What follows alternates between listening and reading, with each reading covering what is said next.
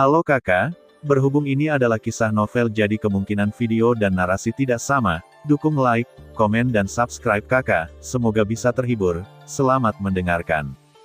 Hiu humanoid ini bahkan lebih besar dari ukuran penelan monyet pasir. Tentu saja, ukurannya yang besar tidak mewakili kekuatan tempur yang lebih kuat, dan giginya yang tajam terus-menerus mengerahkan kekuatan, mencoba menggigit anti-inflamasi untuk kehidupan. Namun, pada saat ini, klon Yuan Shen meraung dari samping, dan tinju di pinggangnya meledakkan hiu, dan segera menjentikkan ekornya, dan kemudian membentuk badai pasir dan debu dan klon Yuan Shen bertabrakan dengan ledakan teredam. Tumper itu gila, dan kekuatan mendominasi klon Yuan Shen membuat hiu tiba-tiba terkejut. Dan pada saat ini, api tiga warna pada Dewan Nitrat di mulut pertemuan catur melonjak keluar dan berubah menjadi lautan api yang mengamuk, yang mengaum ke arah mulut raksasa hiu, dan kekuatan api yang menakutkan membuat hiu terkejut, dan segera menggelengkan kepalanya dengan keras, dan membuang nyala nitrat ke mulutnya.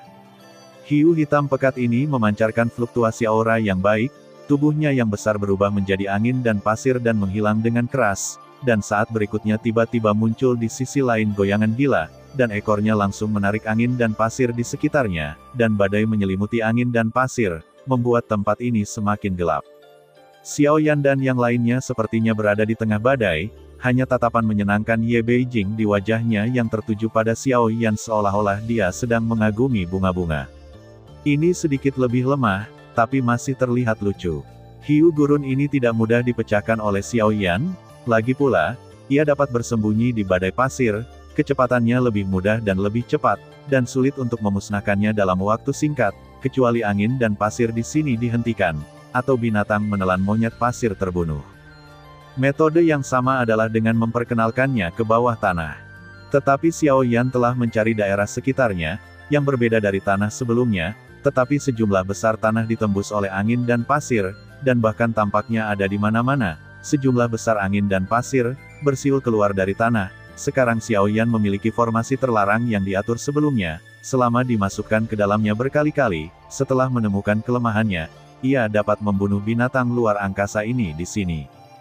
Dalam aliran suci dewa, ada perbedaan yang jelas antara makhluk nyata. Meskipun dia memiliki kekuatan yang besar, dia tampaknya tidak terlalu menonjol dalam hal kecerdasan. Seperti yang dikatakan Ye Beijing, ini adalah lipatan ruang, seperti duri di dunia, yang umumnya termasuk dalam sungai waktu yang salah, dan mereka sendiri juga merupakan keberadaan yang salah, yang akan menghilang di pagi hari. Seiring berjalannya waktu, hiu meleleh ke arah angin sebagai partikel badai hiu.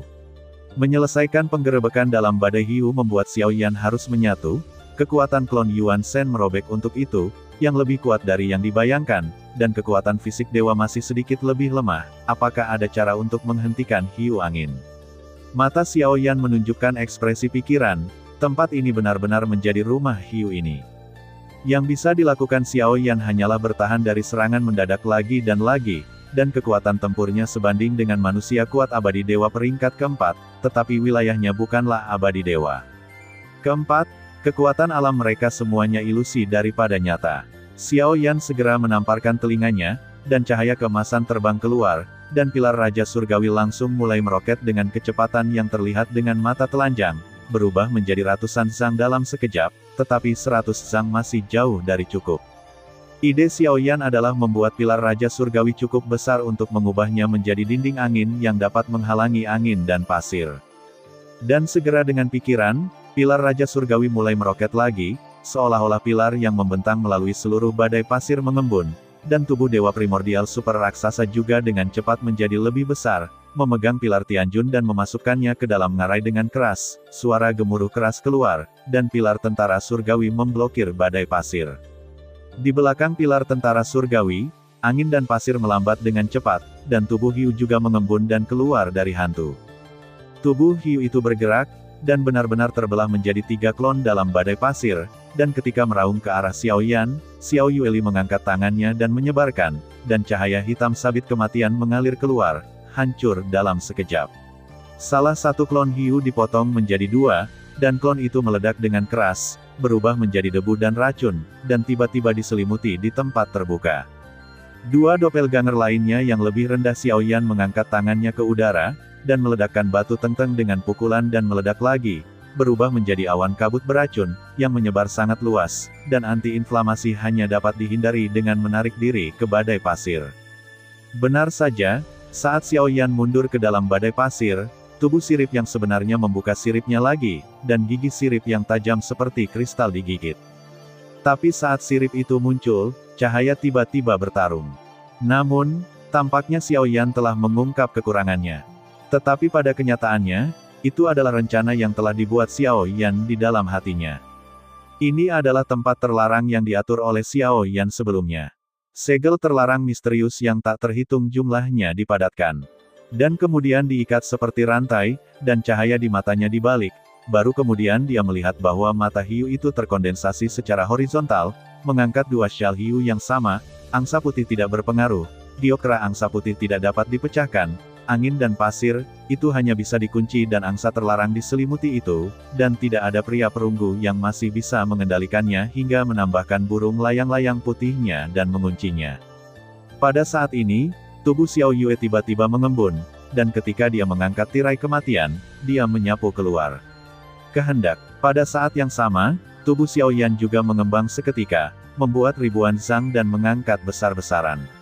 Tinju seperti gunung ditekan dengan keras, dan dia tidak lagi memiliki kemampuan untuk menghindari dua serangan itu. Xiao Yueli menembus pertahanan baju besi skala hitamnya, dan tinju Xiaoyan menghancurkan tubuhnya. Kepala pasir mata ini benar-benar dibombardir pada saat ini, dan klon jangkrik emas benar-benar dibombardir, dan alam pemakan mulut menerobos ke alam transendensi keempat, yang mungkin tidak dapat mencapai kekuatan tempur tingkat keempat yang sebenarnya, tetapi itu pasti dapat dianggap sebagai kartu haul kejutan. Namun, bahkan setelah klon jangkrik emas menerobos, Xiaoyan masih mengerutkan kening. Apakah ada hal lain yang terjadi dengan ayah? Saya tidak tahu bahwa selalu ada firasat buruk, Xiao selalu memilikinya sejak dia masuk ke sini, dan perasaan ini semakin kuat.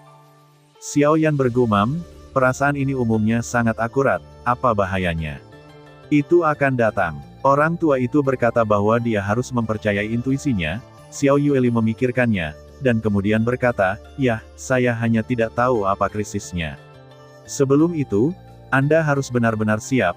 Xiaoyan mengangguk dan menerobos ke tingkat keempat dari klon jangkrik emas, dan rasa krisis tidak menghilang, menunjukkan bahwa bahayanya bahkan lebih kuat dari yang dibayangkan.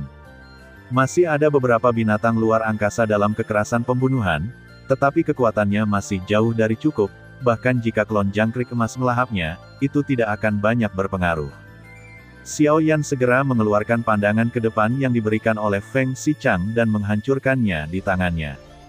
Jika Anda dapat mengatakan itu, ranah binatang luar angkasa kritis yang melahap klon jangkrik emas dapat ditingkatkan lagi. Saya tidak tahu apakah saya dapat mengatasi krisis ini. Xiaoyan belum terlambat bergerak, dan sekarang saya harus menemukan orang-orang dari tim gimbal, jadi saya harus memanfaatkan sepanjang waktu untuk meningkatkan kekuatan tempur saya. Terima kasih sudah mendengarkan kakak dan yang sudah subscribe. Untuk yang belum subscribe yuk subscribe kakak dan yang minat support jadi member klik tombol gabung kakak. Semua cerita sudah Mimin simpan di playlist supaya bisa kakak ikuti. Bila suka cerita Mimin jangan lupa subscribe channel Mimin dan share channel Mimin ke seluruh penjuru benua. Terima kasih.